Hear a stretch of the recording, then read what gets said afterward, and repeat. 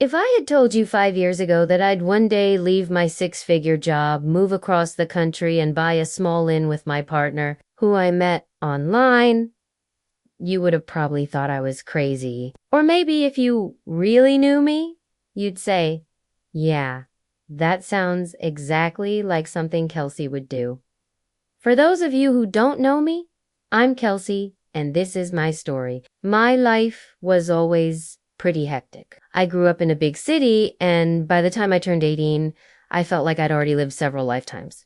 By 25, I was working for a prestigious firm, making close to 7 figures. But despite my busy schedule, I never felt like I had enough time to do the things that mattered to me. There was always another deal to close, another client to impress. And though I loved my job, I couldn't help but wonder if there was more to life than endless meetings and PowerPoint presentations.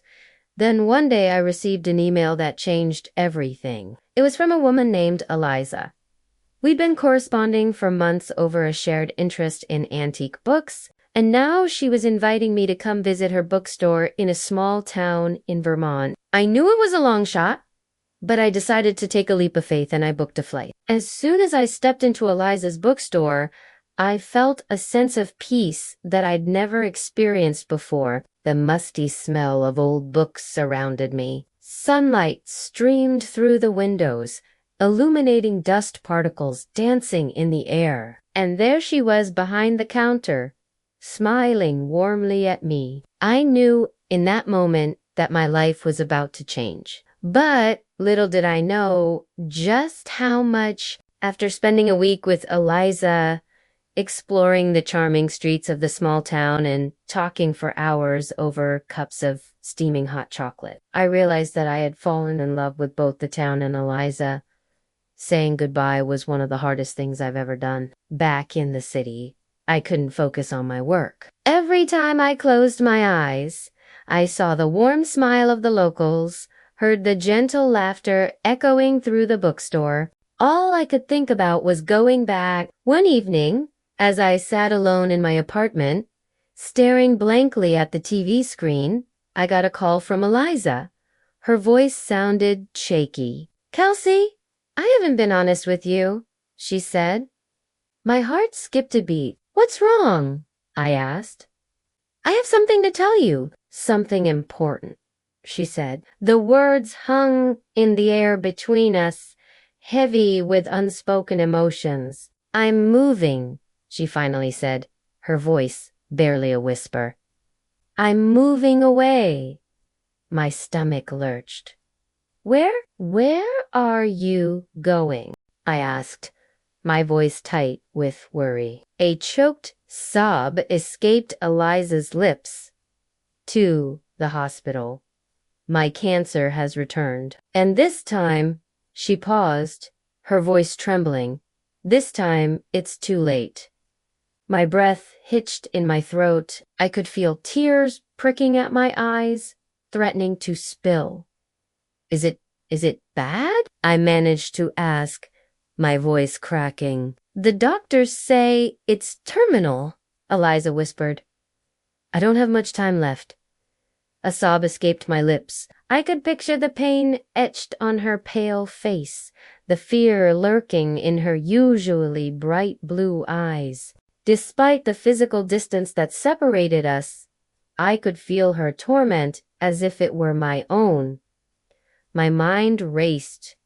What could I do? How could I help her during her darkest hour? But even as these thoughts raced through my head, I knew there was only one thing I truly wanted to do.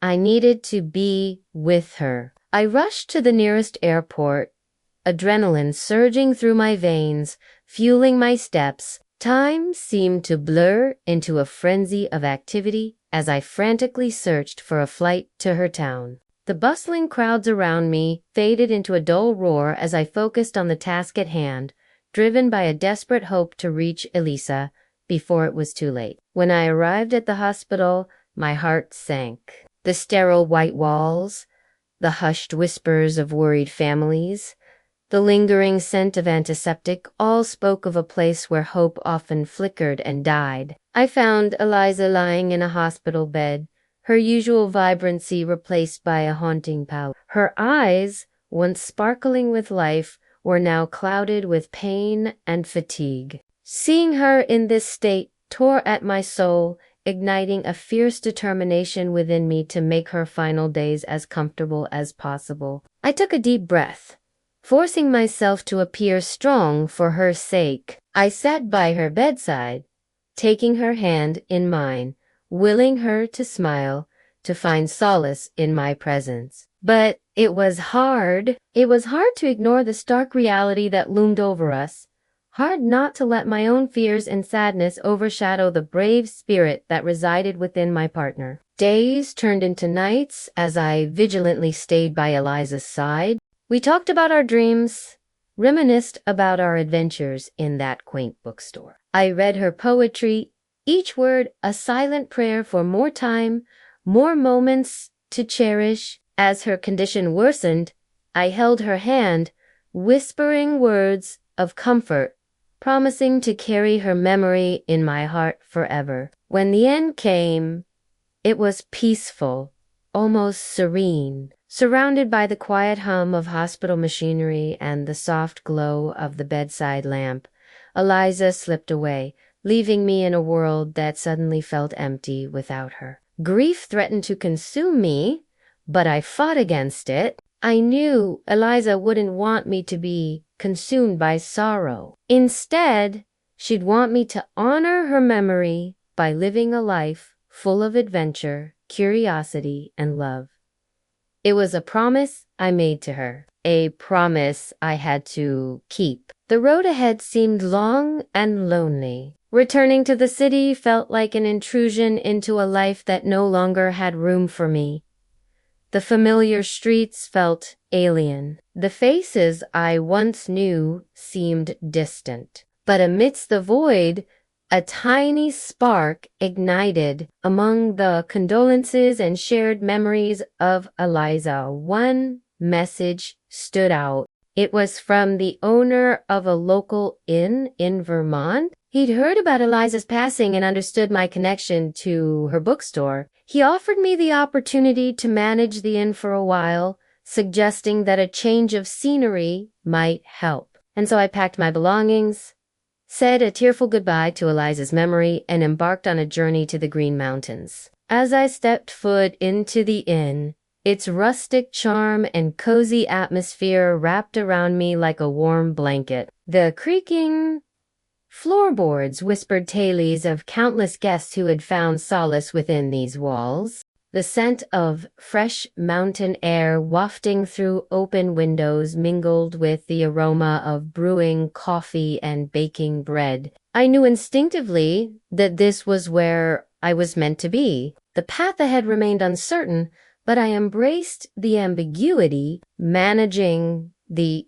presented new challenges every day. There were plumbing issues, unexpected guest requests, and the constant need to balance tradition with innovation. Yet, amidst the chaos, I discovered a sense of purpose. I relished the opportunity to connect with guests from all walks of life, to listen to their stories and share in their laughter. It was a far cry from the corporate world I'd left behind. One chilly autumn afternoon, while raking leaves outside the inn, I noticed a man standing by the porch, his eyes fixed on the distant mountains. His name was David, and he was a writer seeking solitude and inspiration. Over cups of steaming hot cider, we talked about his work, about life, and about the healing power of nature. It was easy to be around him. He had a calm, reassuring presence that put me at ease.